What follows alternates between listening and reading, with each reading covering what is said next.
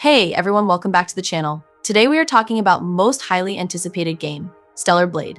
I have been playing a review copy, and this footage is spoiler-free, so don't worry.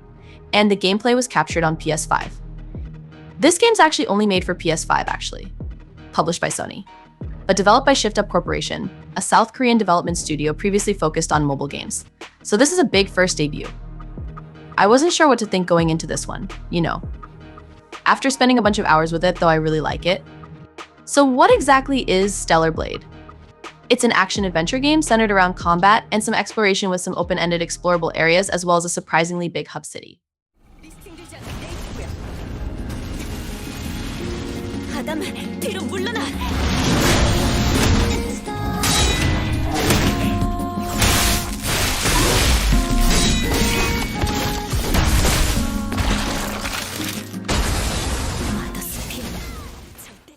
Now you play as Eve, a kind of designed super soldier sent down to post-apocalyptic Earth ridden with monstrous Naytibas, and she is on a quest to destroy the Alpha Naytibas, the most big, bad, powerful ones.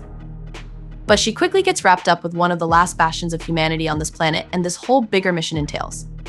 The story, some of it is really lost in clunky performances and writing. There are some really cool ideas and some solid world building sometimes on display, but you might not find yourself really getting emotionally invested or really hooked on the characters. At least I did not find. This is of course a little bit more subjective. Some people are dismissing this as kind of like the poor man's Nier Automata, but I'd push back against that. There are some moments worth experiencing here, but it ultimately just feels a bit flat and lifeless compared to all the other crazy, awesome, and beautiful things going on elsewhere in this game. Namely, the combat.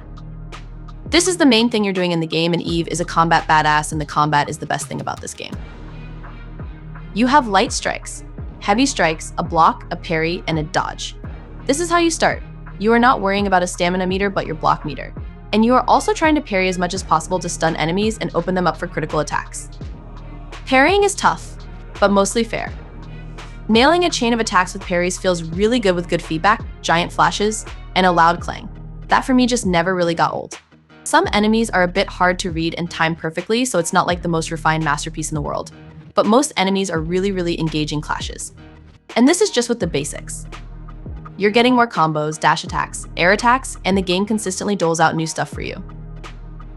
The game also has its own version of dealing with those pesky big enemy attacks that flash a certain color. Stop me if you've heard that before. 2 examples here: an enemy attack flashes blue, and you need to time it perfectly and dodge towards them, so you get a flashy little bit where your character teleports behind them and gets them vulnerable. And along with that, there are special big abilities dependent on meter spends mapped to holding L1, and pressing a face button or R1 and a face button.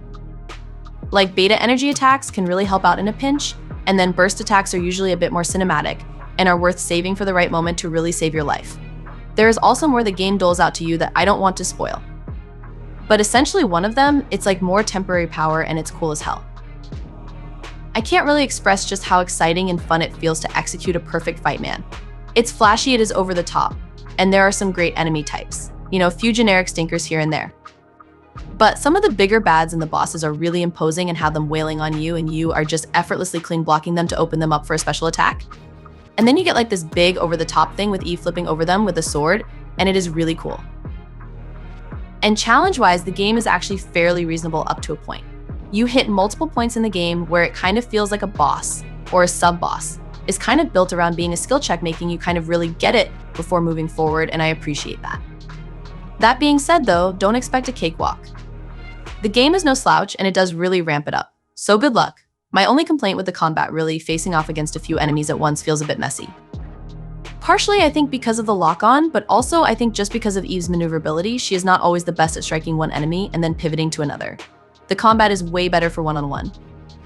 Now you get used to this problem. You can handle crowds, you can work with it, especially with the beta abilities. But it just does not feel as crisp as the rest of it. Talking about environment. Some environments though can be downright jaw-dropping.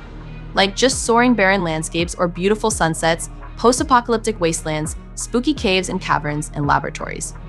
But other areas, like when you're actually playing, can just be pretty linear, boring hallways where you might get a little lost because stuff actually repeats. This is where the game loses some personality points.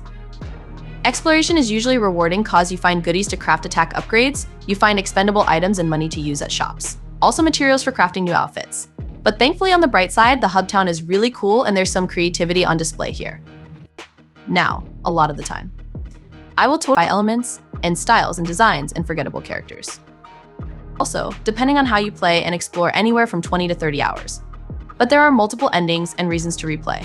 So, that's all I'll say. Really the gist of this game, it is fun. Stellar Blade is just like 100% old-fashioned video game fun. It might not be the most cohesive or unforgettable world, but like killing bad guys with cool graphics, and some really good music and vibes with thrilling combat.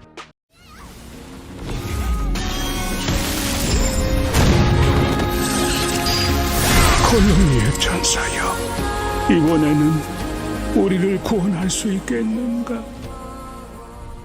So what are your thoughts and what you think about this game?